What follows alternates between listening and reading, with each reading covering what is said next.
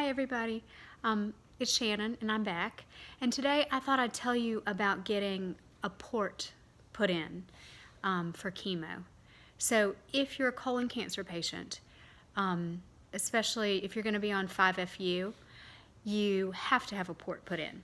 And I love my port. I do. I don't even realize it's in me anymore unless I'm in the shower and I'm like taking a shower and I feel it. I go, oh yeah, there's my port. It's a godsend. But this was something that freaked me out before I had the procedure. I think I must have watched a dozen port placement videos. And the weird thing was my port placement was different from the ones that I had watched online. So a port basically is put in your chest, and I'll show you mine. It's right there. And you can see, like, I don't know if you can see that. There's 3 little dots right there. And so the nurse will insert a needle right in between there. And you can see where the incision is here. And then there's another little dot up here where the other incision is. And it's how you get your chemo. And they do this so that they don't have to keep going through veins like in your arms and stuff like that. For colon cancer patients, though, you have to have it because you will take your chemotherapy home with you, and you can't go home with chemotherapy in your hand or in your arm. They just won't let you. So you have to have a port if you're going through for 5FU. So you get to the hospital, and mine was done in the radiology department. So I went back. I got to keep on everything I had from the waist down, which was nice. So you didn't have to completely get undressed or anything. They come in, they do put an IV in your arm, and then they wheel you back. And I had mine done in the radiology department, and they put you on this T90 table. Like, it is smaller than tables that are in like an operating theater. They were so little, they have to put like guards on the side of it. And I mean, I'm like a small person, and all I could think was, my gosh, if I had had this when I was heavier, I think I would have been lopping over the sides of this thing. But they do put these little guards on the side of you, but still I felt a little precarious up there.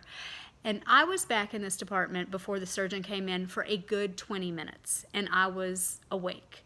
So they wheel me back, I put on the table, and then the nurse, I had a nurse who, not a nurse anesthetist, just a nurse who had experience in doing this type of anesthesia, which it's not the same that they have for colon cancer. So for colon cancer, you really do kind of go under, not as under as like general surgery, but like you don't remember a thing.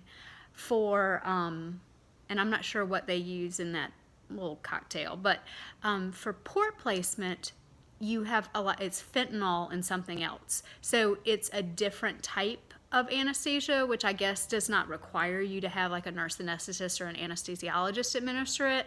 But my nurse was great. She's like, I've done this for 15 years, blah, blah, blah. So I trusted what she was saying. She did put something in my vein to kind of just relax you, but it's not even like, usually they call it like, okay, I'm going to give you like the top shelf margarita in your IV before you go back for surgery. It was not that one. It was very light, and you just were just kind of calm, but you were very much awake because I was talking to everybody. She's in there, and then there's also a tech, an operating room tech that's in there, and he is getting the whole area like cleaned off and putting stuff in your nose. And he's like, at one point he said, you can't touch anything above the sterile field. So if your nose itches, you need to tell me because I'm the one that needs to itch your nose. And that's really important because he had told me, he said, the person who was in here before you could not understand this fact, and they had to keep redoing the sterile field. And so just don't touch anything. They're good with scratching your nose. And you have to kind of turn to the side. You turn to the left if they're going to put the port on the right, like they did for me. And they'll do an ultrasound of the veins, the jugular vein in your neck, because that's where they're snaking the little part from the port into that jugular vein I think it's underneath the collarbone and then into the vein.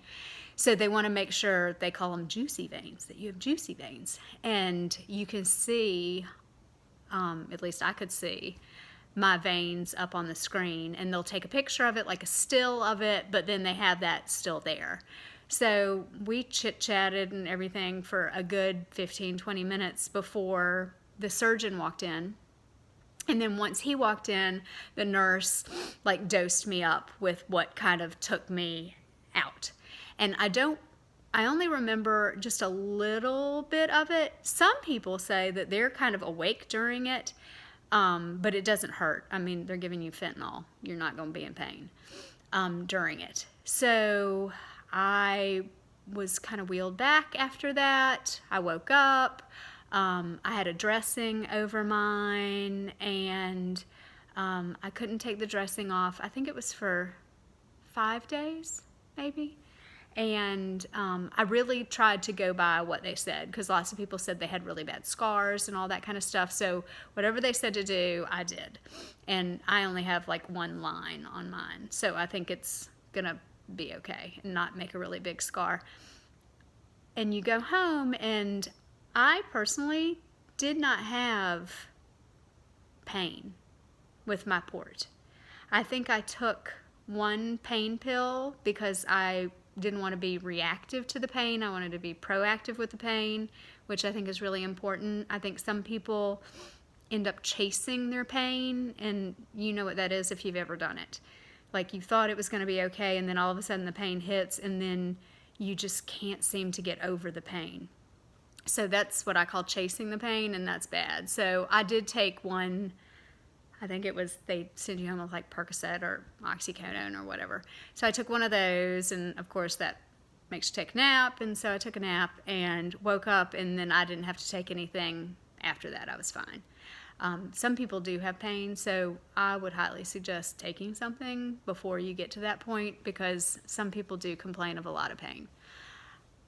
So that was my port, and I was so happy that it went so well, and it was not something that I was scared of, but it did take so much longer.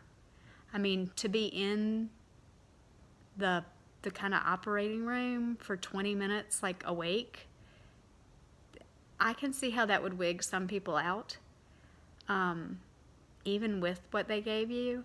Oh, and the other thing that I did find out, I had a C-section with my first child, and the nurses were very clear to tell me, you need to tell people that you are hard to put under. So for every operation I've ever had, I always say I'm a hard to put under, to the anesthesiologist. And I've never felt like I've been difficult to put under. Like, I think I go to sleep just fine. But I have wigged some people out in the recovery rooms, because I think I come out of it very quickly, and they're not ready for me. Like, they're over with somebody else, and I'm like, coming out of this, and they're looking at me like, what are you doing? You're not supposed to be awake right now. So I did tell the nurse that, and the nurse was like, well, you know what, we'll see. And so she went, and she did get extra of the put you to sleep medication just in case. And they do it all by, height and weight and all that kind of stuff. So she said, we'll do a little thing, and I'll be able to tell you if you really are hard to put under. And so whenever I came back up, she's like, you know what, you're right, you're not hard to put under, but in the middle of it, you started coming out of your anesthesia, and so I did have to dose you again to get you back under. So she said, which was kind of funny, because, I have cancer all in one lobe of my liver, so my liver is not in great shape, but the joke was that she said, wow, you must have a really good liver, because it metabolizes the anesthesia really well, and that's what it is that's making you come out of it. So I was like, oh, well, I guess the 1/3 of my liver that doesn't have cancer in it is doing pretty well. So that was my port placement.